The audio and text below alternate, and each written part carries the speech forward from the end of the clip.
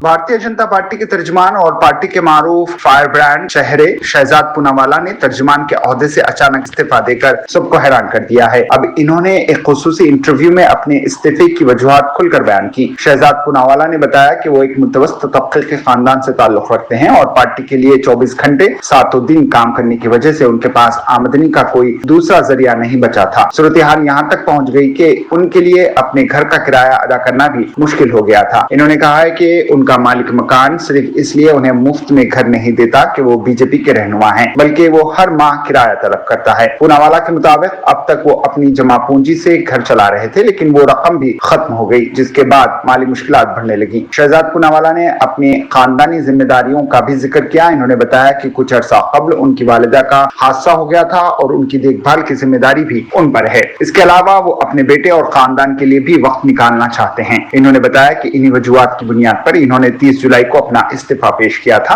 के साथ तवील गुफ्तगू के बाद मंजूर किया गया। ताहम शहजाद पूनावाला ने वाज़ेह किया है कि इन्होंने बीजेपी की सियासत और तर्जुमान का ओहदा छोड़ा है, लेकिन पार्टी की नजरियाती वाबस्तगी नहीं छोड़ी। उनका कहना था कि बीजेपी के बारे में उनकी सोच आज भी वही है जो पहले थी। बीजेपी तर्जुमान का ओहदा छोड़ने के बाद मुस्तकबिल के बारे में बात करते हुए पूनावाला ने बताया कि वो इससे पहले कॉर्पोरेट शोबे में मुलाजिमत कर चुके हैं और अब उन्हें दोबारा इसी शोबे में वापस जाना पड़ेगा, क्योंकि घर चलाने के लिए आमदनी जरूरी है। इन्होंने कहा है कि फिलहाल ये तय नहीं किया गया कि वो किस कंपनी में मुलाजिमत करेंगे, लेकिन वो वही काम करेंगे जिसका उन्हें तजुर्बा है। शहजाद पूनावाला ने यह भी वाज़ेह किया है कि वो पार्टी की निजाम से अलग हो रहे हैं, लेकिन अपनी नजरिया से नहीं। इन्होंने वज़ीर आज़म नरेंद्र मोदी की भरपूर हिमायत करते हुए कहा है कि उनके नजदीक नरेंद्र मोदी हिंदुस्तान की तारीख के बेहतरीन वज़ीर आज़म हैं और रहेंगे। पूनावाला के मुताबिक ओहदा छोड़ने के बावजूद वो बीजेपी और वज़ीर आज़म नरेंद्र मोदी के मजबूत हामी रहेंगे। मेरा मकान मालिक मुझे केवल बीजेपी का नेता होने के लिए फ्री रेंट नहीं देता।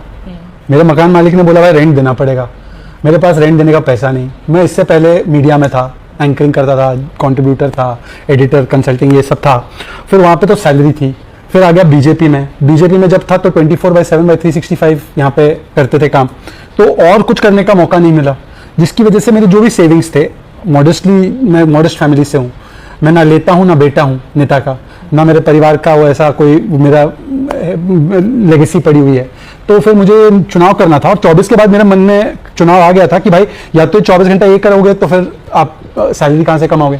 तो मैंने पार्टी को तब से ही कहना शुरू कर दिया था और फिर 30 जुलाई को मैंने उनको रेजिग्नेशन ऑफर किया। उन्होंने बोला थोड़ा और टाइम दो, कॉन्टेम्पलेट करते, कुछ और तरीका है।